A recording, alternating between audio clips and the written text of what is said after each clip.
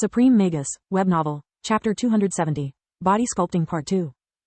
Just like the previous year, we are going to spend the first 2 trimesters on a single but wide subject, while during the third one you'll get real practice in the field. This time as lead healers in the most important hospitals of the kingdom. What I am about to introduce to you today is the last branch of healing magic you need to master before achieving the privilege and the honor of being considered full-fledged healers. Tier 1 to 3 have taught you to mend broken bones and to heal injuries. Tier 4 how to replace lost limbs and organs. Yet there is still a case we haven't explored.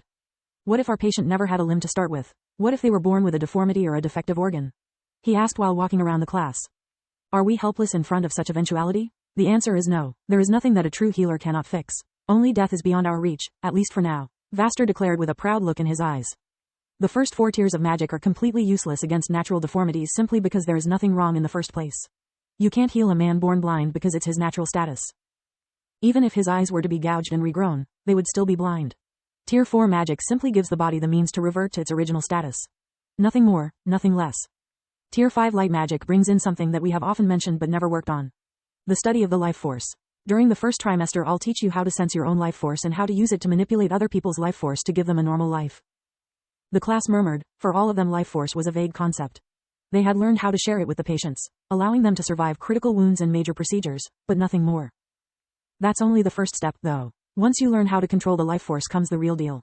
Let's suppose our patient is born with a deformed arm. It's the easy, perfectly functional, but that's a butcher execution that will teach you nothing and endangers the patient's life. A real healer uses a complex mix of light and darkness magic to perform what is called body sculpting. Mastering the life force means you can find the dissonances in its flow and correct them accordingly. Darkness magic is used to remove the excess parts or to clear the way, so that light magic can start the healing process while the mage teaches the body its new form, permanently altering its natural state. That way, if the arm gets damaged or maimed, healing magic will restore it without the need of using body sculpting. I want you to understand the deep implications of altering someone forever. Our physical appearance is something that defines us, or at least affects how others perceive us. Body sculpting is still a highly controversial ethical matter. Some worry it can be used to turn a human being into something else. That through human experimentation it could breed all sorts of hybrids. Such concerns I can understand, but it's something for the crown to regulate, not for us mages to care about. Some radical fools say that it breaches the boundaries the gods have set for humans. I say that's bogus. When the crown passed a bill that forces those who oppose to body sculpting because it's unnatural, to give up all magical tools and commodities since they are unnatural too, no one dared to say a word anymore. They are just a bunch of hypocrites, Vaster snarled. Another thing that you must know, before learning body sculpting, is that like all magic it's not omnipotent. Along with the hypocrites that would like to outlaw body sculpting, there are also the quacks that try to abuse it, exploiting the insecurities of the rich. In theory, it can be used to change the shape of a nose, to make someone taller, slimmer, or to increase bust size. Quacks demand insane sums, but the results are underwhelming, if not fatal.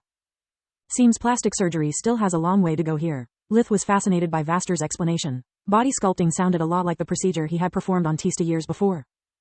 Why fatal? He asked. A nose is external and relatively small. Compared to reshaping a whole arm, it should be much easier. Lith unconsciously touched his own nose, while the rest of the class wondered what they would change about their bodies if given the chance. Excellent question. Vaster scratched his short button nose, wishing he could make it more manly. Once you learn to perceive the life force, you'll notice that everything has a purpose. Our bodies have something I call a voice, for a lack of a better term, and you must learn to listen to it before applying the smallest modification. A hand wants to grab, to touch, he said while flexing the fingers of his left hand. A leg wants to walk, a nose wants to breathe, a heart to beat. What about a perfectly functional nose, albeit not easy on the eyes, like mine? If you could listen to my life force, you'd find out that aside from the problems related to age there's nothing wrong with me. It means that altering my life force, even just on the nose, would have unpredictable consequences. Make it longer could cause me problems breathing, affecting my ability to cast spells. Becoming taller is alluring, sure, but what about the ramifications? Even a few centimeters more imply that all my bones, my organs, everything must be reshaped. There is a reason why powerful mages aren't all muscular studs or world-class beauties. It's because the benefits are not worth the risks. Healthy organs have a healthy life force, their voice can't help you. Changing them means you are acting blindly, relying more on luck and wishful thinking than on scientific basis. Vaster took a brief pause, to make sure that his students had a clear understanding of his words. Internal organs are even more tricky. Like all magic above Tier 3, the procedure requires a full medical team. Unlike regenerating an organ or a limb, the process can't be performed in one go. Cutting and reshaping take a huge toll on both the healer and the patient, especially if we are working on a vital organ. It's never wise to subject them to too much stress, because if complications arise, the body may not have the strength to make it through. Even if that's not the case, it may be necessary to switch the lead healer to allow them to rest. Body sculpting is probably the hardest thing you'll ever do and also the way you'll lose most of your patience. Vaster looked down on the ground. His mind couldn't forget all those he had failed. Each death had changed him, making him more cynical and detached. They also had made him a better healer and a better man.